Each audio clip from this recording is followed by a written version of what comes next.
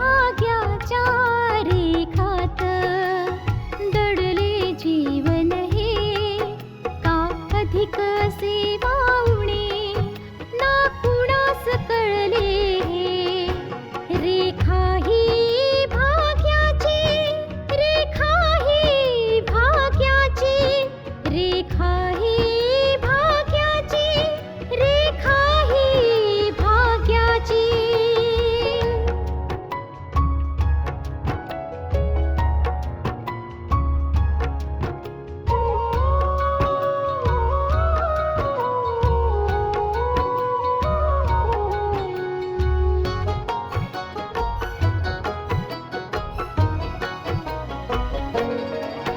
कापुलाच चेहरासा दिसतोय परक्याचा.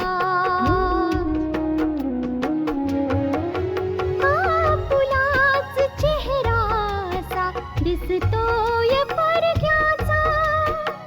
नसे सुटणार नाजूक गुंता दोष न चरख्याचा. फुले मी म्हटले जे होते पाहुणे ते, तरी आळवीत जाणे मी जीवन गाणे हे. रेखा ही भाग्याची, रेखा ही भाग्याची, रेखा ही भाग्याची, रेखा ही भाग्याची. आतापर्यंत आपण पाहिलं ॲडव्होकेट आशा जी एक विधवा आहे, तिच्या कॉलेजच्या मित्राला तिच्याशी लग्न करायची इच्छा आहे, पण सोहनलालचा या गोष्टीला विरोध आहे. नाना आशाशी बोलतात आणि तिला समजावतात. आशिष आणि नाना सिद्धांतच्या घरी आशाचं स्थळ घेऊन जातात. आता पुढे. मला जरा तुमच्याशी थोडं महत्वाचं बोलायचंय.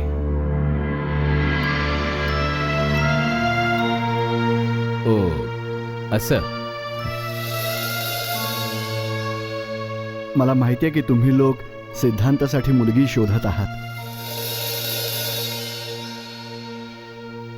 त्याचं लग्न ठरवलंय दुसरीकडे तुम्ही.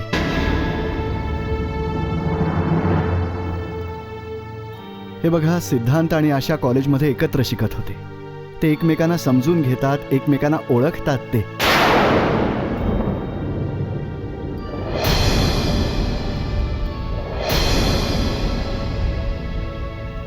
ही आशा कोण? ते आशा माझी बहीण आहे आणि नाना तिच्याविषयीच बोलतायत. तुम्ही पण कदाचित ऐकलं असेल किंवा वर्तमानपत्रात वाचलं असेल की अजय आणि आशावर गोळीबार झाला होता.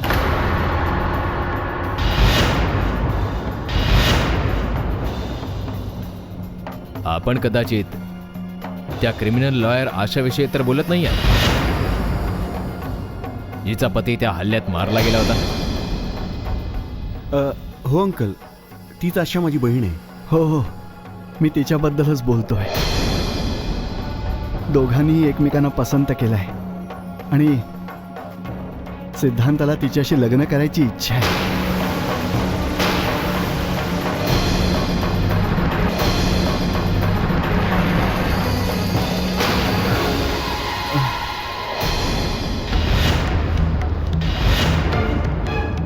तुमचा मुलगा माझ्या आशाला नवं आयुष्य देऊ इच्छितो आहे. तिला आपलं बनवू इच्छितो आहे. माझी तुम्हा सर्वांना हीच विनंती आहे की माझ्या आशाचा आपल्या घरची सून म्हणून तुम्ही स्वीकार करा.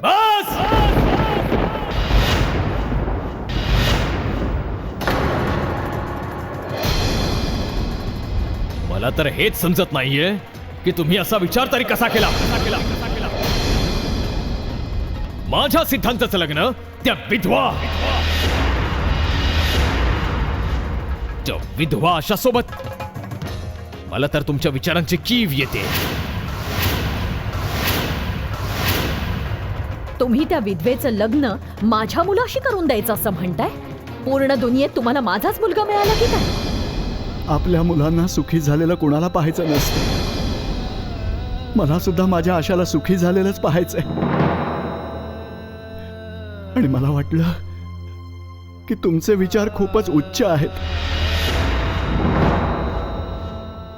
म्हणून मला वाटलं की तुम्ही सुद्धा मोठ्या मनानं माझ्या आशाला सुनेच्या रूपामध्ये स्वीकार कराल. आमचं मन इतकंही मोठं नाहीये की एका विधवेला आणून आमच्या डोक्यावर बसवून घेऊ.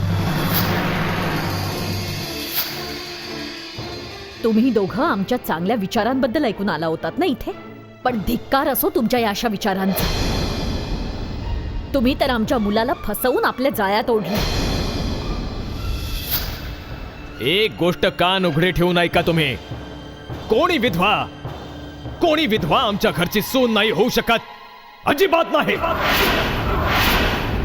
मला तर तुमच्यासारख्या लोकांशी बोलणं सुद्धा गुन्हा वाटतो. उभे का राहिलायत अजून इथे? चालते व्हा इथून. ठीक आहे? चला नाना. आणि एक गोष्ट लक्षात ठेवा, सिद्धांचं लग्न तिथेच होईल जिथे माझ्या पप्पांनी शब्द दिला.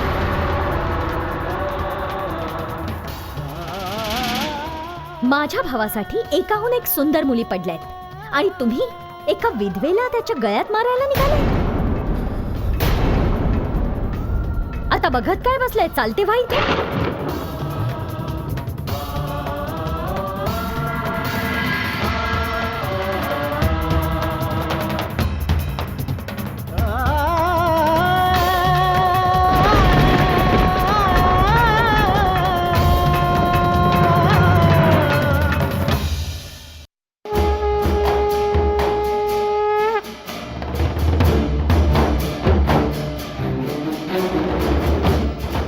माते, तू असं नाही करू शकत. अशी कुठे निद्रिस्त झालीस? माझ्या आशाच्या जीवनामध्ये आशेचा किरण दाखवून तू अंधार नाही करू शकत माते.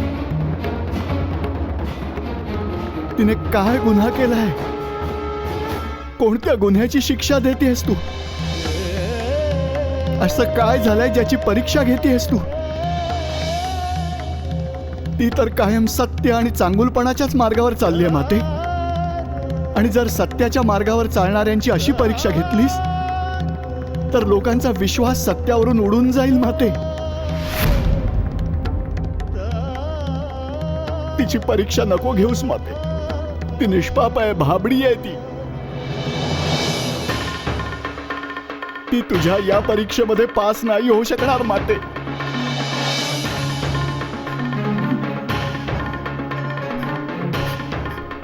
माझ्या लेकीच्या भाग्याच्या रेषांमध्ये तू काय लिहून ठेवलायस माते? कोणत्या लेखणीने लिहिलायस तू तिचं नशीब? नाही माते, नाही. त्या निष्पाप मुलीवर आणखी जुलूम नको करूस माते. जराशा सुखासाठी ती तळमळतीये माते. आता तिला आयुष्य जगण्याचाही हक्क नाही. आता तिच्या नशिबाच्या रेषांमध्ये आनंदी राहून जगणं नाही लिहिलं का माते? नाही ग माते, मी हात जोडून प्रार्थना करतो. माझ्या मुलीला सुखी कर तू माते. माझ्या मुलीला सुखी कर तू.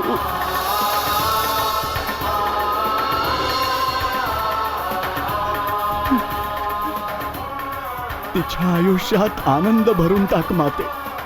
तिचं आयुष्य आनंदाने भरून जाऊ दे. तुझा कायम जय जयकार करेन माते.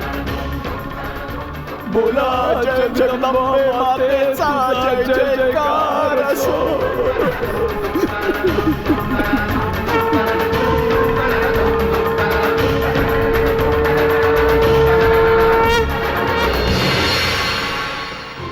एवढा मोठा निर्णय मला न सांगता, मला न विचारता कसा काय घेऊ शकते? आपला निर्णय धमकावून ऐकवण्यासाठी तिने तुला फोन केला.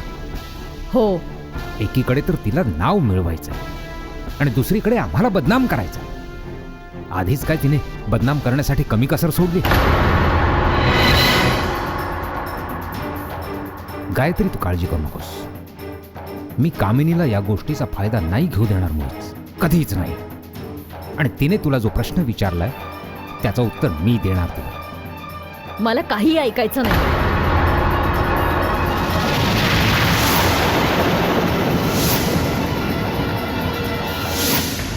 तू तुझा निर्णय ऐकावलायस कामिनी, पण आम्ही तुझा निर्णय मानण्यासाठी बांधील नाही आहोत. तुझे गुलाम नाही आहोत आम्ही. आशाचा बाप मी आहे. तू मान्य कर किंवा नको करूस, पण लोक आशावरचा माझा हक्क नक्कीच मान्य करतील. मला फक्त एवढंच माहीत करून घ्यायचं की तो मुलगा कोण आहे, शिवाय घरचे कोण आहे.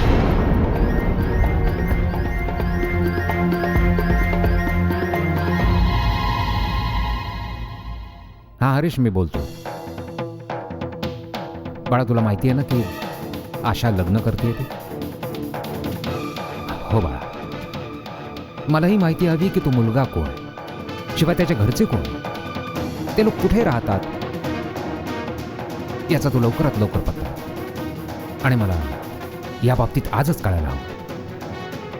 हो बाळा.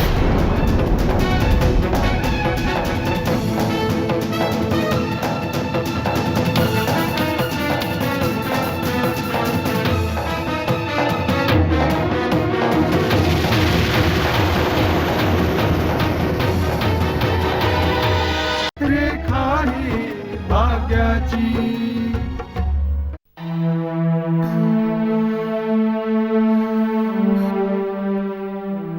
आशिष, तू होतास ना तिथे? तू पाहिलंस ते किती काळजीत असतात, किती स्ट्रेस आहे त्यांना आजकाल. तू कसं त्यांना एकट्याला जाऊ दिलंस? आंटी, अहो मी काय करणार. त्याने मला घरी जायला सांगितलं आणि म्हणाले की मी थोड्या वेळाने येतो म्हणून. मग मी निघून आलो. आपल्या सगळ्यांना माहितीये की सध्या ते किती तणावात असतात. लग्न मोडल्यामुळे ते पूर्णपणे कोलमडून गेलेत. मोठा धक्का बसलाय त्यांना, आणि अशामध्ये त्यांना एकटं नाही सोडता कामा. तू त्यांना जाऊ द्यायला नको होतस.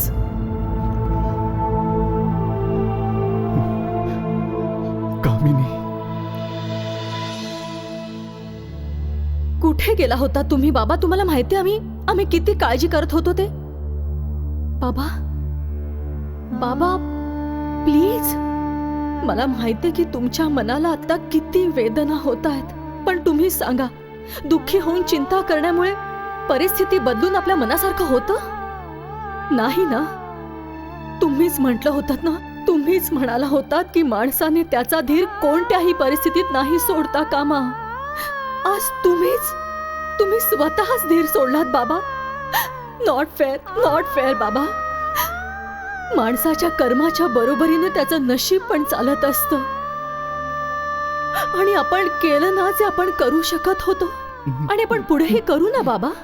पण प्लीज बाबा, जर तुम्ही कमजोर पडलात तर मग मला नाही माहित की मी काय करेन. हो, आणि नाना, याच्यामध्ये इतकी हताश होण्यासारखी काहीच बाब नाहीये. होऊ शकतं की आपल्या आशासाठी यापेक्षाही कोणी चांगला मुलगा मिळेल. मी तर याला नशीब समजूनच पुढे जायचा प्रयत्न करत होतो. मग भले आशाला कितीही चांगला मुलगा मिळू दे, मला हे माहिती आहे की जेव्हा तिची स्मृती परत येईल ना, तेव्हा तिला अजय बद्दल आठवल्याने ती लग्न नक्की नाही करणार. हे मी सुद्धा जाणून आहे बाबा. एकीकडे तिची स्मृती गेलेली आहे, आणि दुसरीकडे एक मुलगा तिच्याशी लग्न करायला तयार आहे. मला वाटलं बहुधा हीच ईश्वराची मर्जी आहे. बहुधा म्हणूनच परमेश्वरानं आशाची स्मृती परत नाही आणली. ज्यायोगे तो तिचं आयुष्य पुन्हा आनंदाने फुलवून टाकेल. पण आता मला वाटतंय की परमेश्वराच्या मनात काहीतरी वेगळंच आहे. नाना, काळ कसाही पुढे सरकत असला पण सरकत तर आहेच ना. हे बघा नाना, काळाच्या बरोबरीने प्रत्येक प्रश्नाचं उत्तर मिळत असतं. अगदी तसंच आपल्या आशाच्या आयुष्याचा फैसलाही काळाच्या बरोबरीने नक्कीच होणार बघा. बाबा बाबा हे लग्न मोडलंय म्हणून काय झालं? आपण आशाला प्रॉमिस केलं होतं ना बाबा की आपण तिचं आयुष्य आबाद करू म्हणून. जर त्याला थोडासा वेळ लागला तर काय झालं? पण आपण आपलं डिसिजन नाही चेंज करायचं. नानू, हे मी काय ऐकते नानू? आशाचं लग्न मोडलं? हो बेटा. पल्लवी, आशा पण या बाबतीत विचार करायला लागली. तिला सुद्धा या गोष्टीमुळे दुःख झालं. तू जरा प्लीज तिला समजाव. हो, मी प्रयत्न करेन. बाळा प्लीज आशाला समजाव की कैक वेळा जीवनात अशी वळणं येतात जिथे आशा निर्माण होता होता मावळून जातात. पण माणसाला त्याचं आयुष्य जगावं लागतंच. प्लीज.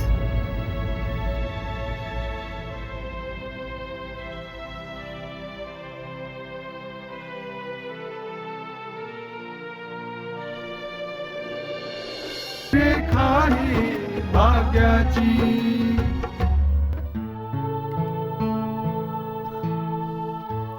हाय आशा. हाय. काय झालं ग?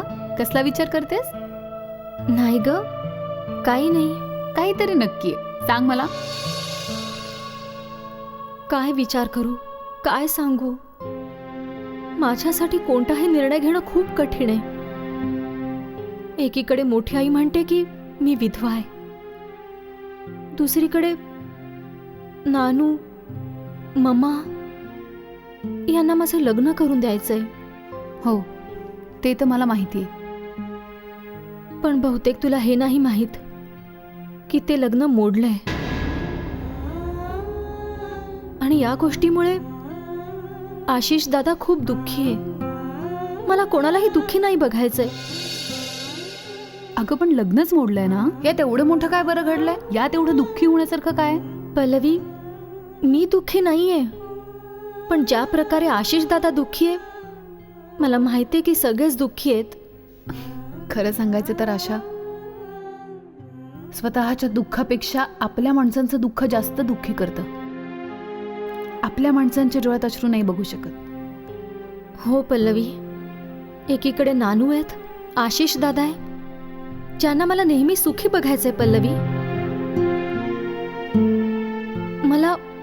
मला अजयच्या बाबतीत काहीही आठवत नाहीये, पण मी ऐकलंय की ते माझ्यावर खूप प्रेम करायचे.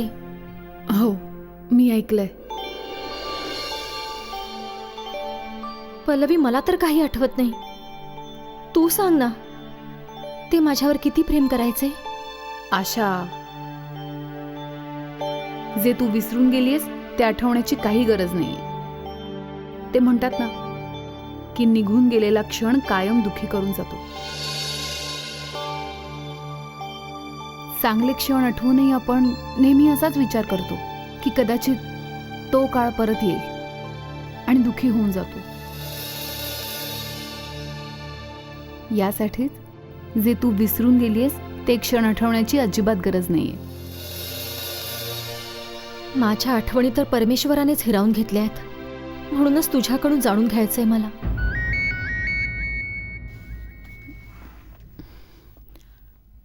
हॅलो.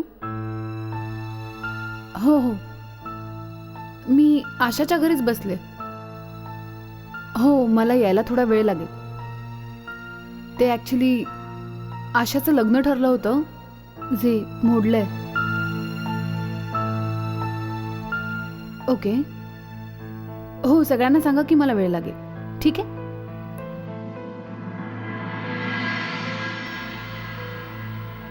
हे बघ आशा, तुला सगळ्यात आधी नानू आणि आशिष दादाच्या समोर हे दाखवावं लागेल की हे लग्न मोडल्यामुळे तुला काहीही दुःख झालं नाही. शुअर?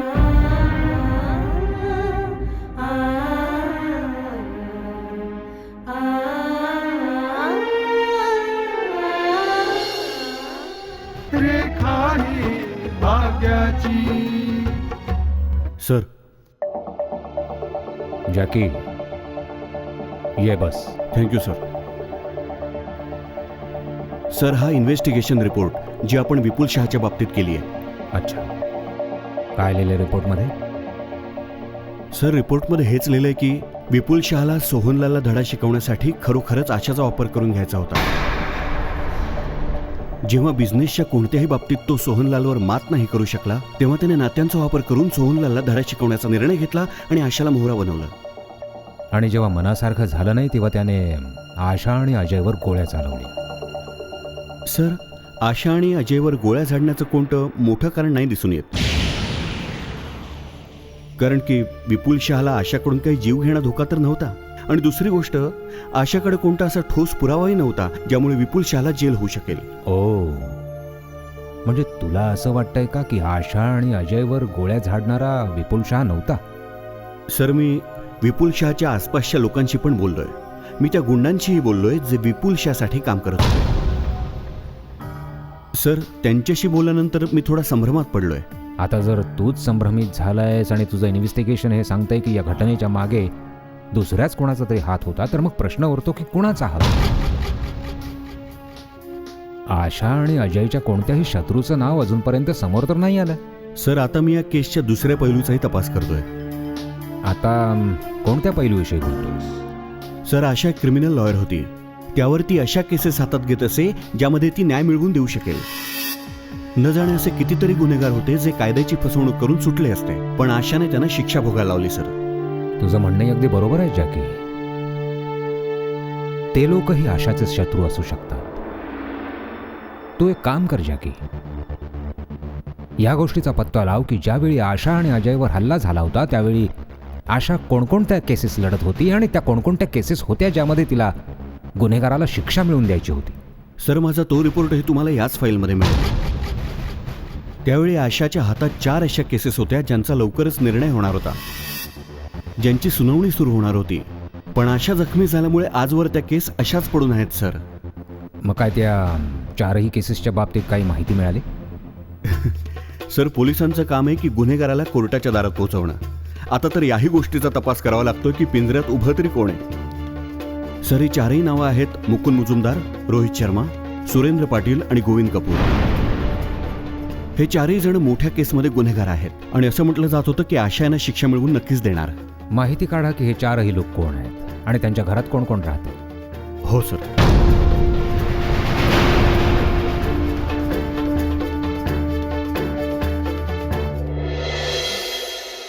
मी आता पल्लवी दिशी बोलले. ती म्हणाली, मॉम, त्या आशाचं लग्न मोडलंय. काय? आशिष, मी इतक्या सहजपणे ही गोष्ट नाही विसरू शकत. आपण असंच समजून चालायचं का की आपण जो विचार केला होता आशाच्या फ्युचरच्या बाबतीत, आशाच्या लग्नाच्या बाबतीत, तो विचार आपण चुकीचा केला होता? मी तुम्हाला फक्त एवढंच सांगायला आलोय की माझा निर्णय काल सुद्धा अटळ होता आणि आजही मी माझ्या निर्णयावर अटळ आहे.